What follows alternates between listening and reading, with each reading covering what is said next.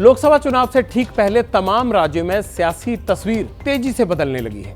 प्रधानमंत्री मोदी और एनडीए के खिलाफ 7 महीने पहले पूरे तामझाम के साथ विपक्ष ने मिलकर इंडिया अलायंस बनाया था, लेकिन जिस पटना में मोदी और बीजेपी के विरोध के लिए तमाम पार्टियां एक साथ एक टेबल पर आई थी, अब उनके बीच ही एक दूसरे की मुखालफत बढ़ती जा रही है। गठबंधन के आर्किटेक्ट नीतीश कुमार कल सुबह तक लालू और कांग्रेस के साथ थे, लेकिन शाम होते होते एनडीए के साथ चले गए। दो दिग्गज दल अलायंस तोड़कर जा चुके हैं, कुछ और गठबंधन से निकलने की भूमिका बनाने लगे हैं, लेकिन बिना सीट बंटवारा हुए कांग्रेस का जोश बरकरार है। जो दल गठबंधन में टिके हुए हैं वो कह रहे हैं कि कोई आए या जाए, वो मोदी और एनडीए से भिड़ने के लिए हमेशा तैयार है। मैं नीतीश कुमार की निष्ठा से एक ज्ञान करता हूँ। इंडी से एन निकल चुका है, नीतीश कुमार जी निकल चुके हैं, इसलिए ये लोग कहीं टिकने नहीं वाले हैं। काफले से एक दो आदमी के बिछड़ जाने से काफला नहीं बिछड़ता। मुंबई की बैठक में तय हो गया था कि बगैर चेहरे के ही काम किया जाएगा। कांग्रेस पार्टी पहले दिन से ही इस पद को हथियाने की जुगाड़ में थी। इंडिया गठबंधन है, इंडिया गठबंधन का मुहिम चलेगा। ममता जी ने साफ कह दिया है, मैं इंडिया गठबंधन का एक हिस्सा हूँ। बीजेपी के खिलाफ राहुल गांधी एक तरफ भारत जोड़ो न्याय यात्रा निकाल रहे हैं, तो दूसरी तरफ एक एक करके इंडिया गठबंधन के साथी अलग होते जा रहे हैं।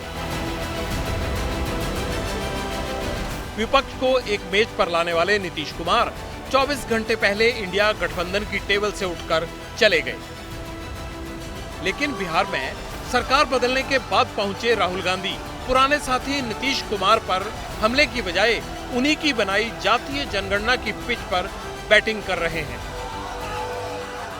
जिस दिन जाति जनगणना हो जाएगा उस दिन देश के आदिवासियों को, दलितों को, पिछड़ों को, सबको पता लग जाएगा कि उनकी आबादी कितनी है, और फिर उससे पता लग जाएगा कि उनका हक कितना बनता है।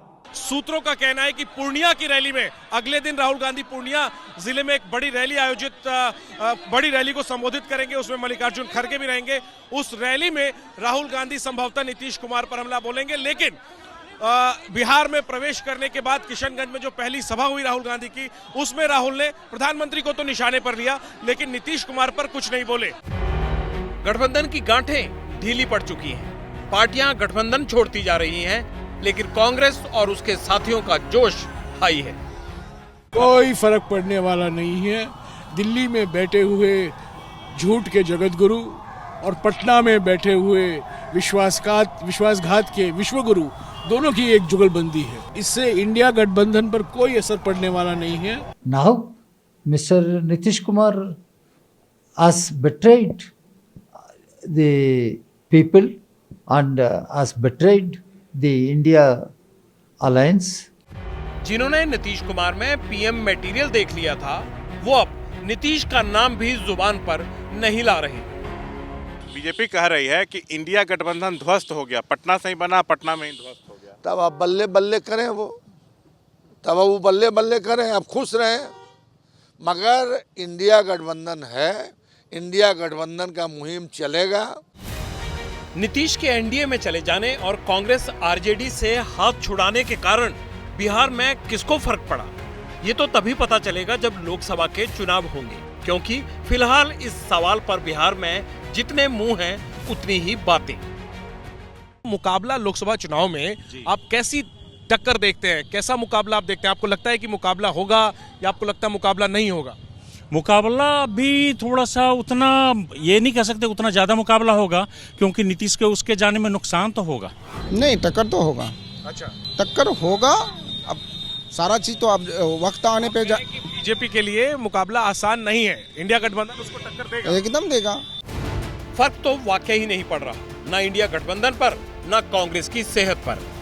जब सवाल एक एक सीट का है, सामने पहाड़ जैसी चुनौती है और एक के बाद एक साथी खिसकते जा रहे हैं, वो भी तब जब राहुल गांधी पूर्व से लेकर पश्चिम तक देश का सियासी मूड मापने निकले हैं, लेकिन कांग्रेस गठबंधन का ही मिजाज समझ नहीं पा रही।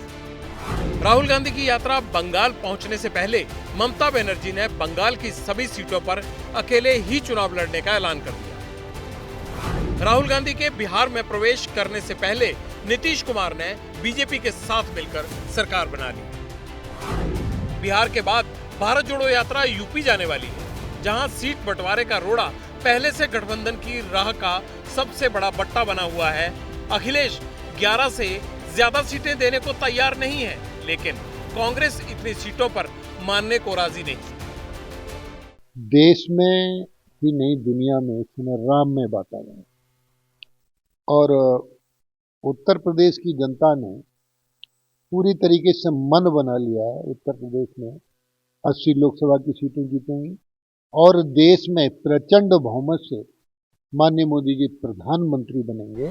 कि नीतीश जी की ताकत जब एनडीए के साथ रहती है तो 40 में से 39 सीटें आती हैं। अब तो अन्य दल भी हमारे साथ हैं, तो निश्चित रूप से 40 में से 40 सीटें हम जीतेंगे और इस सो कॉल्ड इंडिया अलायंस का जो सुपड़ा है वो बिहार ही नहीं पूरे देश में साफ हो जाएगा, क्योंकि देश में एक मैसेज जा चुका है कि इंडी से एन निकल चुका है, नीतीश कुमार जी निकल चुके हैं, इसलिए ये लोग कहीं टिकने नहीं वाले हैं। कांग्रेस क्षेत्रीय दलों से ज्यादा मोल भाव करने के मूड में नहीं। यही वजह है कि ममता और नीतीश जैसे मजबूत साथी गठबंधन से किनारा कर चुके हैं और कुछ साथी मौके का इंतजार कर रहे हैं। ये प्री प्लांट की कलई जब खुली है, जब ममता बनर्जी ने अशोका होटल में कांग्रेस पार्टी के नेता श्री मल्लिकार्जुन खड़गे को प्रधानमंत्री पद के लिए सबसे श्रेष्ठ माना। यद्यपि मुंबई की बैठक में तय हो गया था कि बगैर चेहरे के ही काम किया जाएगा, कांग्रेस पार्टी पहले दिन से ही इस पद को हथियाने की जुगाड़ में थी। सबके लिए किस्सा पीएम की कुर्सी का है। अलायंस तोड़ दिया, नई सरकार भी बना ली, अब आगे क्या? तो इसका ट्रेलर भी एनडीए ने दिखा दिया है। बिहार में सरकार बदलने के साथ ही हवा का रुख भी बदल चुका है। लैंड फॉर जॉब घोटाले की फाइल फिर खुल गई है और लालू परिवार ईडी के रडार पर आ गया है। पटना के ईडी दफ्तर में लालू यादव पेश हुए। 9 घंटों तक उनसे पूछताछ हुई। आज सुबह लालू यादव जब ईडी दफ्तर पहुंचे तो बेटी मीसा भारती उनके साथ थी। ईडी का समन तेजस्वी यादव को भी मिला है। ईडी ने उनको 2 बार तलब किया है, पहली बार 22 दिसंबर को और दूसरी बार 5 जनवरी को। दोनों बार तेजस्वी यादव पूछताछ के लिए नहीं पहुंचे। तब तो बिहार के डिप्टी सीएम हुआ करते थे, लेकिन अब सरकार से आरजेडी आउट हो गई है। तेजस्वी की डिप्टी सीएम की कुर्सी भी जा चुकी है। आरजेडी इसे अपने नेता के खिलाफ बदले की कार्रवाई बता रही है, तो उसके साथी दल इसे इमरजेंसी वाले हालात बताने से भी नहीं चूक रहे, जिसके जवाब में बीजेपी और जेडीयू ने भी एक साथ मोर्चा खोला है। देश के लोग देख रहे हैं इसको कि सिर्फ इस देश के जितने विपक्षी पार्टियों के लीडर्स हैं उन्हीं को क्यों बुलाया जाता है एजेंसियों के द्वारा, चाहे वो सीबीआई हो, चाहे ईडी हो, चाहे इनकम टैक्स हो। क्या सत्ता में जो लोग हैं और सत्ता के जो सहयोगी लोग हैं उनको कभी बुलाएगी ये एजेंसियां? देखिए, सारे चीज़ों की समीक्षा होती है, उनके कामों की भी समीक्षा होगी, क्योंकि उनका इतिहास रहा है कि जब वो मुख्यमंत्री रहे तो चारा खा गए, जब रेल मंत्री रहे तो गरीबों के नौकरी के बदले जमीन खा गए। ये उनका कैरेक्टर रहा है। तो ये चीज जनता देख रही है कि मिसयूज ऑफ द पावर कैसे किया जा रहा है। भारतीय जनता पार्टी के भी प्रकोष्ठ है, ईडी प्रकोष्ठ है, आईटी प्रकोष्ठ है, सीबीआई प्रकोष्ठ है। वो प्रकोष्ठ का काम रहता है जो उसके जो मुख्य पार्टी के जो नेता होते हैं, यानी कि भारतीय जनता पार्टी के नरेंद्र मोदी, तो वो जो कहेंगे वही प्रकोष्ठ करेगा, तो वही काम कर रहे होंगे। मुझे लगता है कि ये विशेष करके इंडिया गठबंधन के नेता जानते हैं कि उनको कौन दवाई लोग दे रहे थे। उनको जो परेशान होने या परेशान करने का जो आज ये चर्चा चल रही है, मुझे लगता है कि इंडिया गठबंधन के नेता को ही इस विषय पर चर्चा करनी चाहिए कि कौन कौन दवा उनको दिया जा रहा है।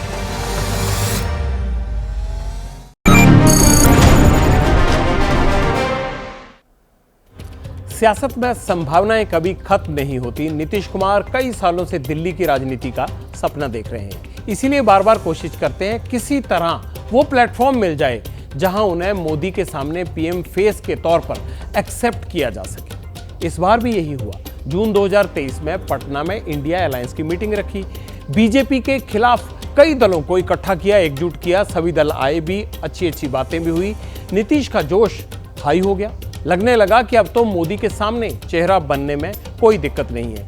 दिल्ली जाकर नेताओं से मिले, केजरीवाल को भी मना लिया, लेकिन हुआ क्या? केजरीवाल और ममता ने मिलकर नीतीश के साथ गेम कर दिया। अब नीतीश क्या करते? वो तो तेजस्वी यादव को अगला सीएम बनाने का बयान तक दे चुके थे।